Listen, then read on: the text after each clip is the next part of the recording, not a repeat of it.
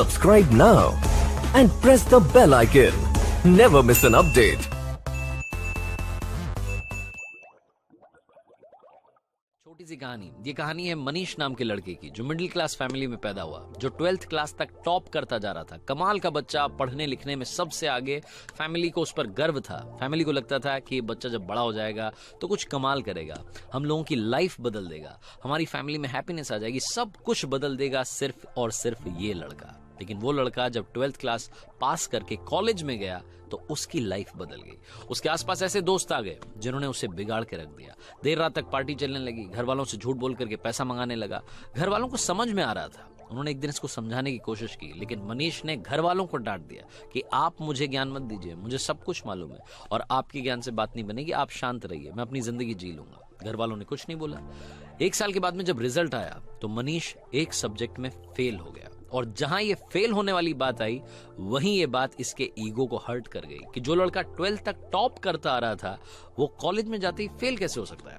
और ये जो फेल होने वाली बात थी इसके मन में, इसके दिमाग में इतना घर कर गई कि ये घर में बंद हो गया, एक कमरे में रहने लग गया, घर वालों से बात करना बंद कर दिया, दोस्तों के फोन उठाना बंद कर दिया, यहां तक कि बाहर आना जाना बंद कर दिया। मनीष धीरे धीरे डिप्रेशन का शिकार हो रहा था। ऐसा लग रहा था कि उसकी लाइफ में यहीं पर ही ब्रेक लग जाएगा, सब कुछ खत्म हो जाएगा।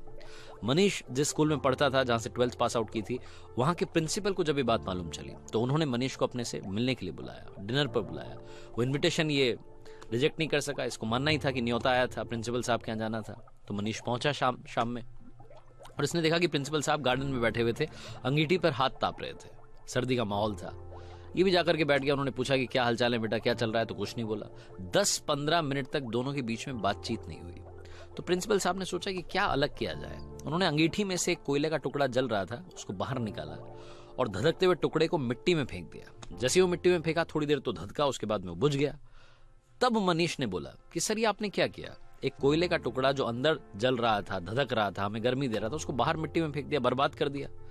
तो प्रिंसिपल ने कहा कि बर्बाद कहां कर दिया, कौन सी बड़ी बात हुई, वापस इसको ठीक कर देते हैं। उन्होंने उस कोयले के टुकड़े को उठाया मिट्टी में से और वापस ला करके अंगीठी में डाल दिया। फिर से वो टुकड़ा थोड़ी देर बाद जलने लगा, गर्मी देने लगा।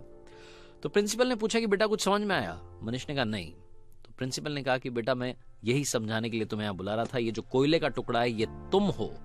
तुम जब अंगीठी से बाहर आए, गलत संगति में गए, मिट्टी में गए तो बुझ गए, लेकिन वापस आकर के जल सकते हो। शर्त यह है कि अब अंगीठी में वापस आना होगा, अपनी लाइफस्टाइल बदलनी होगी, अपने दोस्त बदलने होंगे। बस इतनी सी बात तुम्हें समझाने के लिए यहां बुलाना चाहता था। मनीष को सारी बात समझ में आ गई, उसकी लाइफ बदल गई।